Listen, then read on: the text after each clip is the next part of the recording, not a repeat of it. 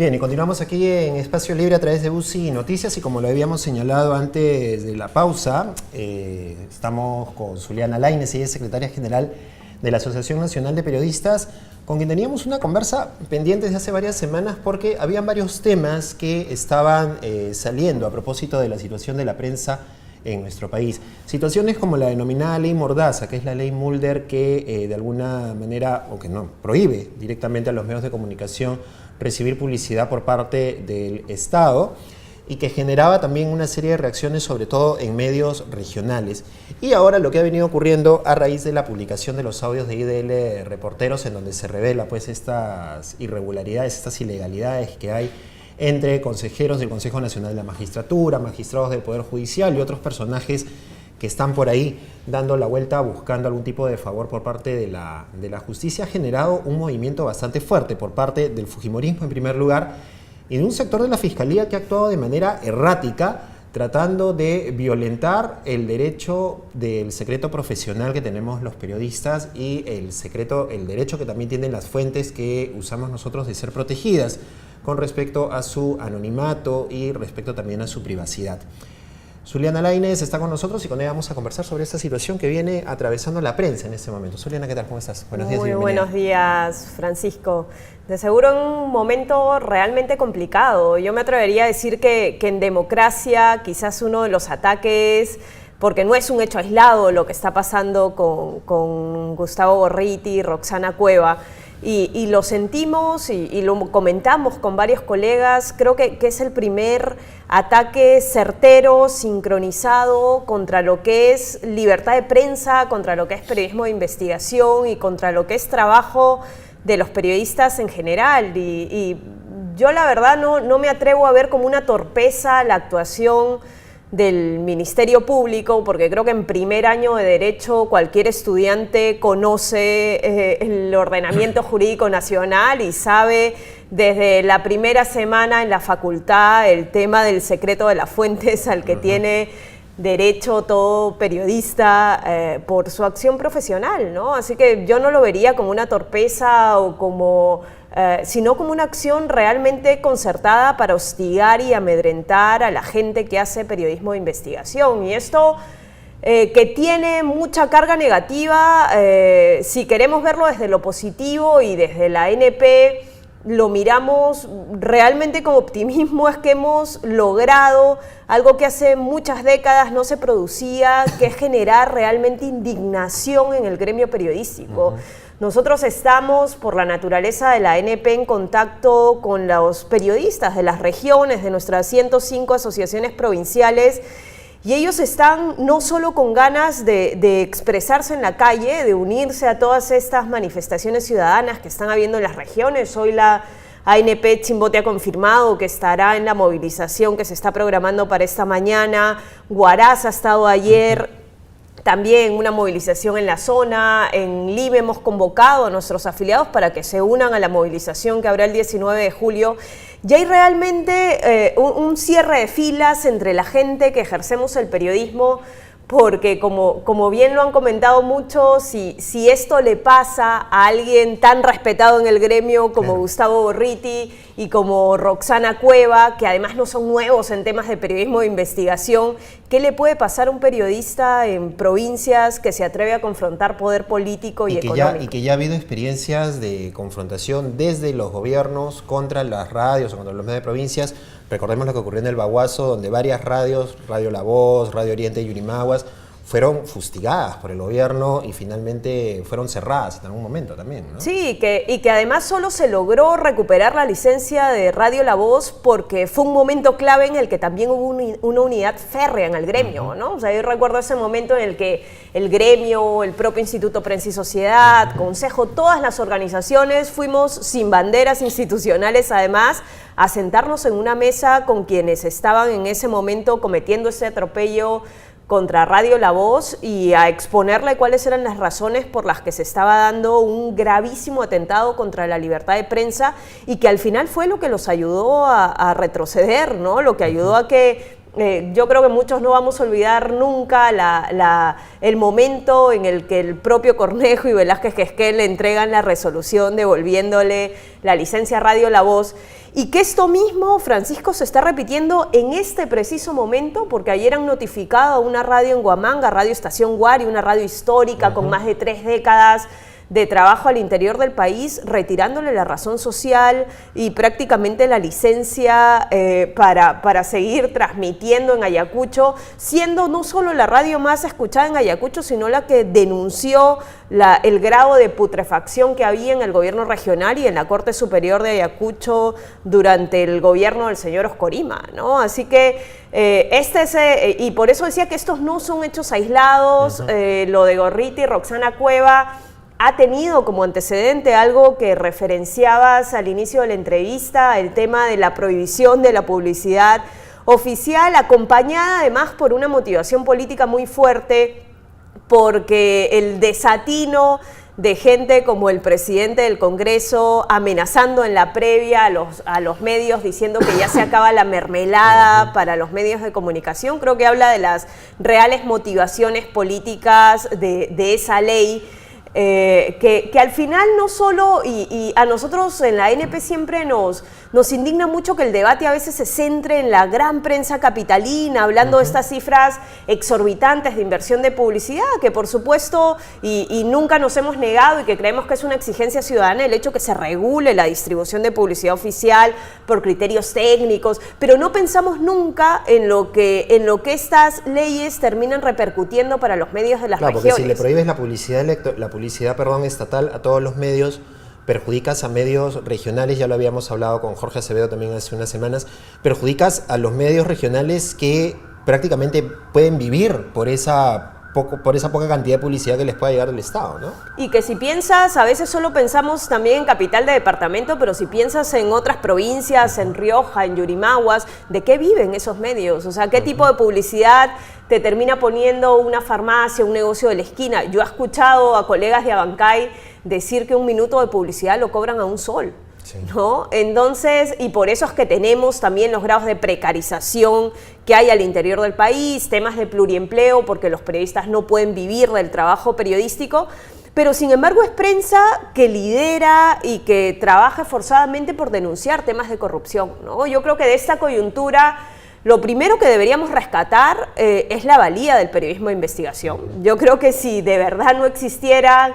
periodistas valientes en regiones o gente que hace periodismo en Lima, IDL Reporteros y otros medios de comunicación que hacen periodismo de investigación, que tienen unidades de investigación o que lo hacen desde medios independientes, no conoceríamos nunca la situación de podredumbre que hay en varias instituciones del Estado. Ese tema de los audios que presentó IDL Reporteros y que ha presentado Panorama y que señalan que este fin de semana van a seguir sacando más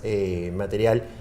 y tomando lo que tú dices, la importancia del periodismo de investigación, nos revela que es necesario el trabajo del periodismo, porque tanto la corrupción al interior del Poder Judicial o del sistema de administración de justicia, como lo que ocurrió en el 2000, que se conocía que había corrupción al interior del fujimorismo, no es sino hasta que el periodismo revela con fuentes y con cosas fidedignas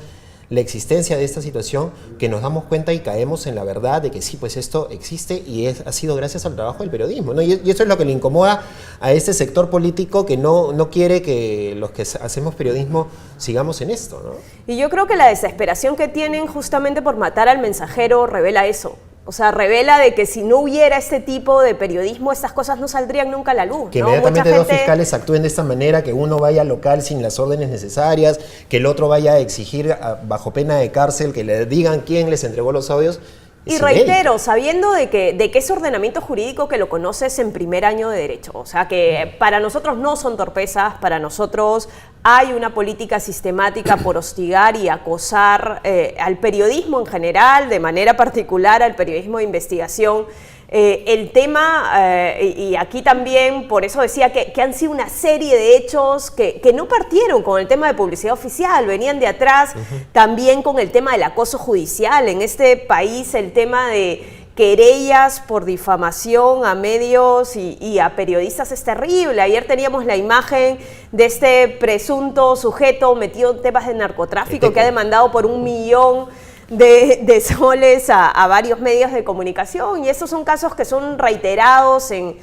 medios en provincias, pero a lo que se sumó lo de publicidad oficial, a lo que se sumó inmediatamente un inesperado proyecto para regimentar la profesión y queriendo obligarte a colegiarte obligatoriamente para el ejercicio de la profesión, cuando todos recordamos lo que en los años 90, cuando Fujimori salía al exterior a decir que en este país había libertad de expresión, todos tenemos muy en la memoria lo que sucedió en ese momento con la orden profesional, y la ANP fue muy fuerte en decir la libertad de prensa se está canjeando por un plato de lentejas, porque teníamos a los dirigentes de esa época dándose la mano con el presidente Fujimori en Palacio de Gobierno diciendo que en este país había libertad de expresión, y siempre decimos, si ellos son quienes te van a habilitar profesionalmente, ahora hay la suerte que hay otro tipo de dirigentes en la orden, pero nadie sabe qué va a pasar en 2, 3, 4 años, y al momento que esto sea tomado por poder político, si se diera en algún momento y sea quien te puede habilitar o no para el ejercicio profesional,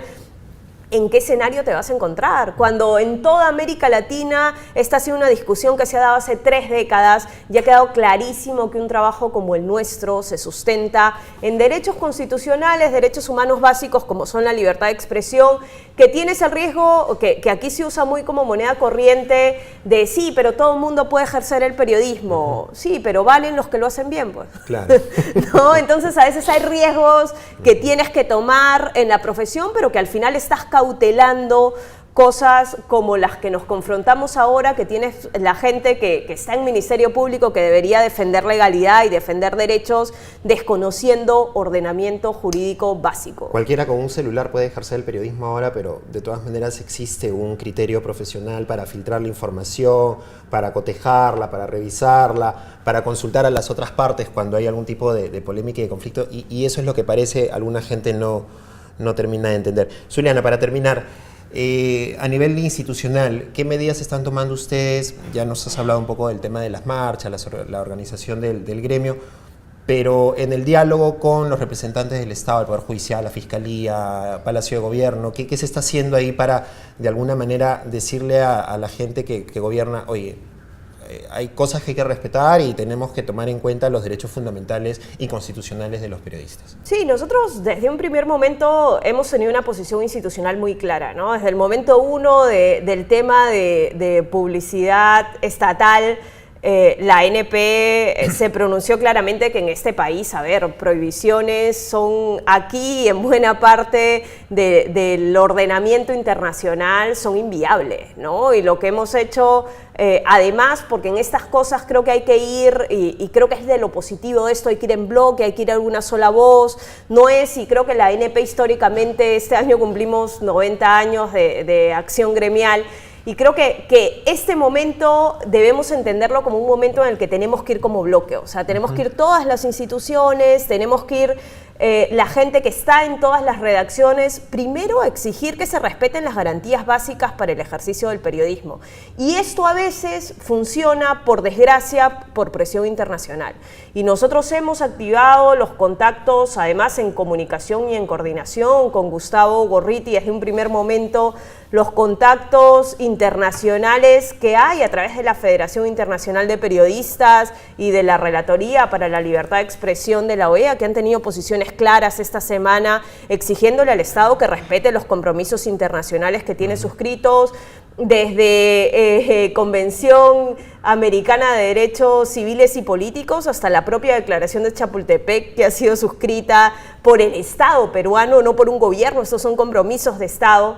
Y nosotros a lo que hemos direccionado desde la ANP es pedirle a todos nuestros afiliados, primero, que hay que estar en la calle, o sea, que los periodistas es momento que activen, que defiendan las garantías para el trabajo periodístico, que defiendan la reserva de las fuentes, que sepan de que somos un colectivo que, por más que se nos quiera vender como un colectivo muy individualista, somos capaces de actuar como un puño cuando se está atacando la fibra de la profesión. Y tenemos a nuestras filiales movilizándose, nosotros lo vamos a hacer aquí el 19 de julio y estamos coordinando con las demás instituciones que también trabajan en temas de libertad de prensa, libertad de expresión, con los medios, por ver la posibilidad de tener una posición conjunta, como lo hicimos con el caso de Radio La Voz, y para que se den cuenta que los periodistas, cuando se trata de defender la profesión, somos capaces de abandonar esta lucha natural, de tener la primicia o de contarlo primero que el otro, porque estamos defendiendo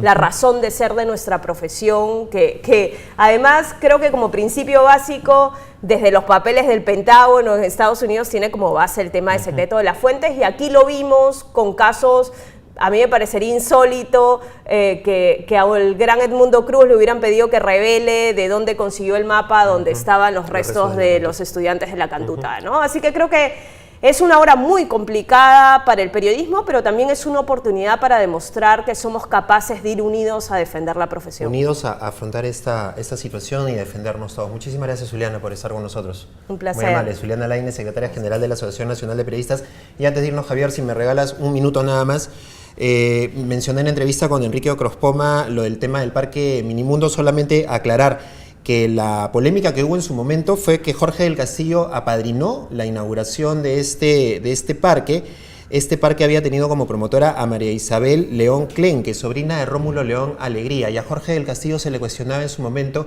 la relación que pudo haber tenido él con Rómulo León cuando estalló el caso de los Petroaudios, pero finalmente lo que había ocurrido ahí aparentemente había sido otra fantochada de Rómulo León, que en uno de los audios aparece hablando con el empresario Fortunato Canán, diciendo que él había gestionado que Jorge del Castillo vaya a la inauguración de este parque de su sobrina. En todo caso, esa fue la situación. Al final se habría tratado de una fantochada más de Rómulo León, pero en todo caso valga la aclaración. Yo hice un comentario en la entrevista, pero no ha sido así, fue una omisión de parte mía, así que lo he buscado rápido para recordarlo, y aquí estaba la aclaración. Esa era la polémica que se había generado en su momento. Bien, llegamos al final de nuestro programa. Les agradecemos por haber estado con nosotros. Javier Salazar estuvo en la producción, a él y a todo el equipo de UCI Noticias por permitirnos llegar hasta sus hogares. Nos vemos el miércoles a las 10 de la mañana. Chau.